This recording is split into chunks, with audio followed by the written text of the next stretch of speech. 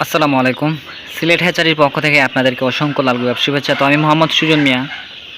আজকে কিছু ইম্পর্টেন্ট কথা বলবো আপনাদের সাথে, যেগুলা যারা একদিনে বাচ্চা লালন পালন করেন, এই ধরনের ব্রুডিং করেন, বলতে বলতে জিরো বাচ্চাগুলো লালন পালন করেন, তাদের জন্য আজকের এই ভিডিওটা।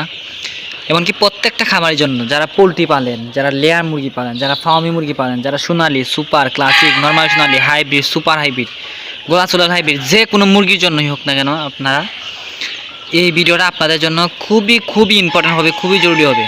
কেন বলবো আপনাদেরকে, একটু ধৈর্য সহকারে সম্পূর্ণ ভিডিওটি দেখতে থাকেন। আর যারা আমার চ্যানেলটি এখন সাবস্ক্রাইব করেন নাই, অবশ্যই চ্যানেলটি সাবস্ক্রাইব করবেন, ঠিক আছে? করলে পরে আমার নতুন নতুন ভিডিওগুলো পাবেন, মানে যেগুলা মানুষ বলবে না বা মানে বুঝে না, যারা অনেক খাবার আছে এগুলো বুঝে না, এই জন্য মুরগিগুলো মারা যায়। তো দেখেন আপনারা, আমার এখানে প্রায় 1500-র মতো বাচ্চা আছে। তো এগুলার বয়স আজকে প্রায় 16-17 দিন এরকম চলতেছে। তো যারা আমার 3 বছর, 3.5 বছর বা 2 বছর ধরে আমার সাথে যোগাযোগ করেন বা আমার সাথে কথা বলেন, আপনারাই বুঝতে পারবেন মানে আমার কথায় কাজে মিল আছে কিনা, আগের যে কথাগুলো বলি বা বলতাম আমি, সে কথা কাজে মিল আছে কিনা। এই দেখেন আমার এই ঘরটাতে একদম ডাইরেক্ট রোদ ঢুকতেছে, ঠিক আছে? এইদিকে ডাইরেক্ট রোদ ঢুকতেছে, এই জন্য লিটারগুলো আমার শুকনা। এই যে দেখেন লিটারগুলো একদম শুকনা, এই যে দেখছেন একদম শুকনা। মুরগিগুলো ভালো, কোনো একটা মুরগিতে আমার সমস্যা নাই। হ্যাঁ, মুরগির ঘরটা হতে হবে গরম, ফার্মি মুরগির জন্য বিশেষ করে, আর পোলট্রির জন্য থাকতে হবে ঠান্ডা, আর তারপর লেয়ারের জন্য থাকতে হবে ঠান্ডা।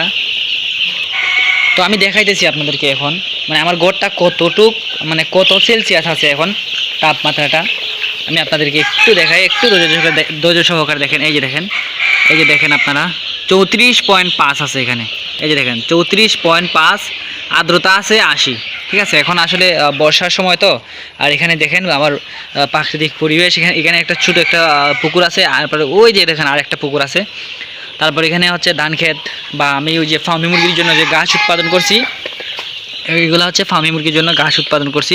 আমার ওইদিকে আরেকটু জায়গা আছে, ওইখানেও ঘাস। এই যে এখানে পুরাটা একদম ঘাস উৎপাদন করছি আমি, এখানে এই পুরাটায় ঘাস উৎপাদন করছি। তো মূলত বিষয় হচ্ছে ফার্মি মুরগির ঘরটাকে হিট করতে হবে, আর যারা পোলট্রি পালেন তাদের ঠান্ডা থাকতে হবে। টাইগারের জন্য মোটামুটিভাবে ঠান্ডা থাকতে হবে, তারপর লেয়ারের জন্য ঠান্ডা থাকতে হবে। কিন্তু ফার্মি, সোনালি, এগুলোর জন্য হচ্ছে আপনার ঘরটাকে গরম রাখতে হবে। এখন হচ্ছে 34 ডিগ্রি সেলসিয়াস এখন এই ঘরের মধ্যে। এখন বুঝেন কতটুকু হইতে পারে তাপটা। এখন মনে করেন আমি থাকতে পারতেছি না, এরকম একটু গরম গরম ভাব, কিন্তু মুরগিগুলো আরামসে থাকতে পারতেছে। এই যে দেখেন আরামসে থাকতে পারতেছে, ওদের ভালো লাগতেছে, লিটারগুলো শুকনা, কোনো সমস্যা নাই। তবে একটা বিষয় আপনাদের জন্য আমি বলি, যারা নিয়মিত খামার করবেন বা ফিউচার প্ল্যান আপনাদের যে খামার করা, সেই বিষয়টাই বলবো আর কি। মূল যে বিষয় আজকের টপিক বলতে, আমি আসলে ঘুমায় ভাবলাম যে আমি আমার খামারিদেরকে যদি এই বিষয়গুলো না বলি, তাহলে কিন্তু এটা অনেক বড় লস হয়ে যাওয়ার সম্ভাবনা আছে। যেমন ধরেন, আমি মূল বিষয়তে আসি, একটা গল্পতে আসি, তারপর বলি। আমরা যখন আমাদের চাচি বা মামি বা খালা, মা, মানে ওনারা যখন দেশি মুরগি লালন পালন করতেন, তখন কিন্তু মুরগিতে রক্ত আমাশা আসতো না, ঠিক আছে? রক্ত আমাশা কেন আসে? রক্ত আমাশা আসে একমাত্র ফিডের জন্য, ঠিক আছে? মানে আমরা যে ফিডটা ইউজ করি, এই ফিডের জন্যই কিন্তু রক্তমাশাটা আসে। আসলে হাই গ্রোথ বা হাই প্রোটিনের জন্য এই মুরগিতে রক্তমাশা আসে। এই রক্তমাশা আসার জন্য কিন্তু আমরা বিভিন্ন ধরনের ওষুধ খাওয়াই থাকি। যেমন ধরেন আমি এইটা খাওয়াই, স্কোয়ারের কক্সিটিল ভ্যাট, এটা টলটোজেরিল গ্রুপের। আপনারা এটা মানে আমি এর আগেও ভিডিও দিছিলাম এই সম্পর্কে, তবে এতটা বলছিলাম না, এখন পাট করে সম্পূর্ণ বলবো। আর দেশি মুরগিতে কেন এই রক্তমাশাটা আসে না? আসলে দেশি মুরগি হাই গ্রোথের যে ফিড আছে না, আমরা যে ফিডগুলো খাওয়াই, এই ফিডগুলো কিন্তু আমরা খাওয়াই না দেশি মুরগিকে। দেশি মুরগি মুক্তচারণ পদ্ধতিতে পালন করা হয়। যেহেতু এখন লস হচ্ছে দেশি মুরগি পালনের মধ্যে, আসলে দেশি মুরগি এখন কেউ মানে বাণিজ্যিক আকারে পালবেন না। বাণিজ্যিক আকারে পাললেই কিন্তু এখন লস হবে, কারণ আমিও কিন্তু খুব ধরা খাইছি দেশি মুরগির মধ্যে। দেশি মুরগি কেউ পালবেন না ভাই, বিশেষ করে বাণিজ্যিক আকারে। আপনি যদি মনে করেন বাড়ির মধ্যে যদি কেউ পালেন, তাহলে পালতে পারেন। তো মূলত আমরা যারা মনে করেন ফিড দিয়ে বাণিজ্যিক আকারে বেশি মুরগি লালন পালন করি, তাদের জন্যই কিন্তু এই সমস্যাটা। এই সমস্যার জন্য আপনারা এই টলট্রোজোল গ্রুপের যে ওষুধটা আছে না এটা ইউজ করবেন। একমাত্র এই সমস্যার জন্য আমাকে কিন্তু এই ওষুধটা কিন্তু বাঁচায় রাখছে, আমার খামার জীবনটাকে যে সাকসেস করে দিছে এই ওষুধটা টলট্রোজোল গ্রুপের, টিলকোসিন গ্রুপের। এটা স্কোয়ারকে আসলে অনেক ধন্যবাদ জানাই, এই স্কোয়ার কোম্পানিটা ওষুধটা বানানোর জন্য। এটা 2 ml 1 লিটারে প্রতিদিন 8 ঘন্টা আমি ইউজ করতেছি। আপনারা আমার কাছে যারা বাচ্চা নেন, আমার কাছে কিন্তু গতকালকেও কিন্তু 41 জনে আমার কাছ থেকে বাচ্চা নিছে। ফার্মি নিছে, কেউ নিছে সুপার হাইব্রিড, কেউ নিছে টাইগার মুরগির বাচ্চা। আপনারা জানেন আমার কাছে সব ধরনের বাচ্চাই মোটামুটি পাওয়া যায়। তো এই ওষুধটা আপনারা ব্যবহার করবেন।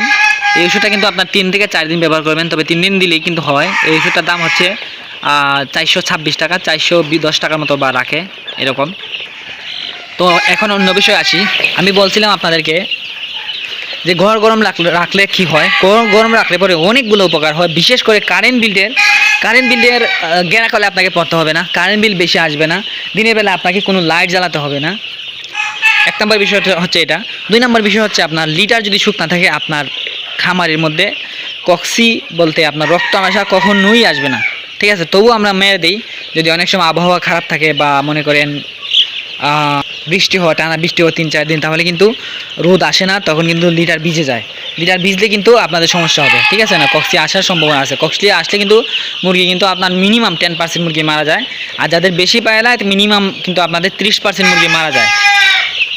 তো এগুলো থেকে বাঁচতে হবে, আর ভ্যাকসিনেশন সুন্দর মতো করে করতে হবে। যারা আমার কাছ থেকে টাইগার মুরগি বাচ্চা নেন, এখন কিন্তু অনেকে আমার কাছ থেকে টাইগার মুরগি বাচ্চা নিতেছেন।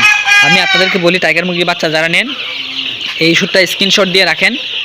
স্ক্রিনশট দিয়ে রাখা এই ওষুধটা কিন্তু অবশ্যই 13 দিন বা 12 দিনের সময় ইউজ করবেন, ঠিক আছে। কীভাবে ইউজ করবেন আমি বলি।